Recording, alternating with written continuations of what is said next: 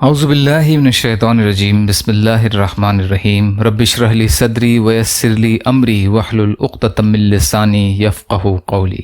بکھرے موتی، تیسرا حصہ۔ ایک پیچیدہ مقدمہ اور اس کا فیصلہ۔ یہ واقعہ امیر المومنین حضرت علی رضی اللہ عنہ کے دور مبارک کا ہے۔ دو مسافر کافی چلنے کے بعد تھک گئے تو انہیں شدت سے بھوک محسوس ہوئی۔ دونوں ایک سائیدار درخت کے نیچے اطمینان سے بیٹھ گئے اور اپنے اپنے توشے دسترخوان پر رکھ دیے۔ ایک کے پاس 5 روٹیاں تھیں اور دوسرے کے پاس 3 روٹیاں تھیں۔ ابھی کھانا شروع بھی نہیں کیا تھا کہ ایک تیسرا مسافر پاس سے گزرا۔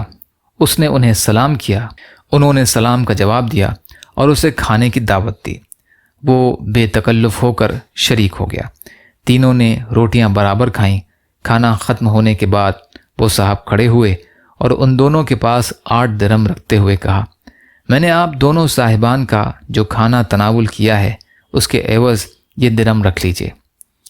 وہ صاحب تو دام دے کر چلے گئے، مگر ان دونوں حضرات کے درمیان بٹوارے کو لے کر تنازع یعنی ایک جھگڑا شروع ہو گیا۔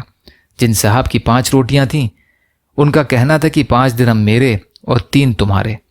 انہوں نے یہ فیصلہ شاید اس لیے کیا کہ وہ سمجھ رہے تھے کہ رقم دینے والے نے 8 درہم اس لیے دیے کہ ہر روٹی کے عوض 1 درہم دیے جائے، اس لیے 5 روٹی کے مالک اپنے حق میں 5 درہم رکھنا چاہتے تھے اور دوسرے صاحب کو 3 روٹی کے عوض 3 درہم دینا چاہتے تھے، مگر دوسرے صاحب 3 درہم لینے کے لیے تیار نہیں تھے۔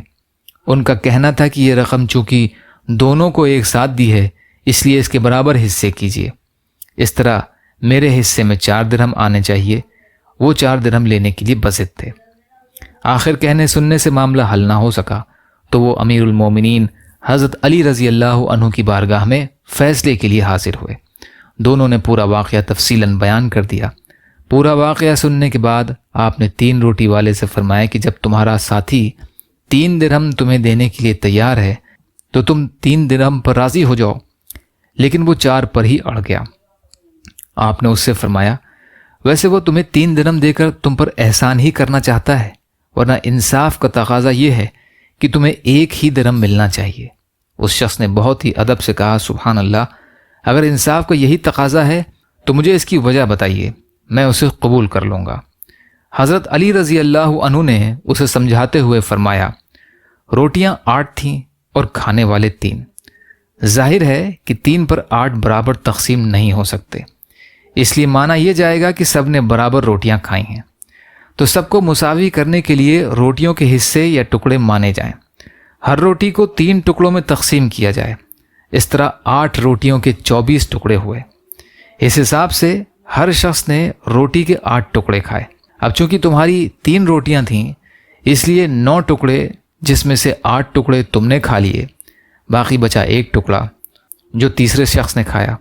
تمہارے ساتھی کے پاس 5 روٹیاں تھیں، ان کے 15 ٹکڑے ہوئے، جن میں سے 8 ٹکڑے اس نے کھائے، باقی بچے 7 ٹکڑے جو تیسرے صاحب نے کھائے۔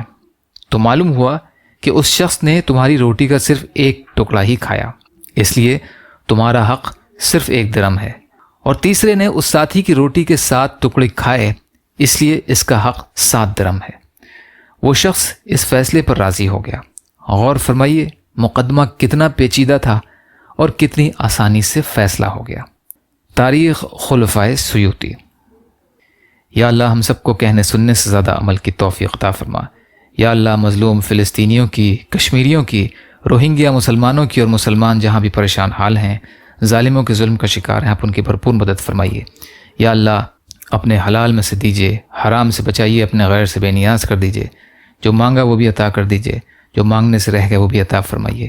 اللہم لا تسلط علینا من لا یرحمنا ولا یخافک فینا، اللہم اجرنی فی مصیبتی واخلف لی خیرا منہا، ربنا تقبل منا انک انت السمیع العلیم برحمتک یا ارحم الراحمین، لا الہ الا اللہ محمد رسول اللہ۔ السلام علیکم۔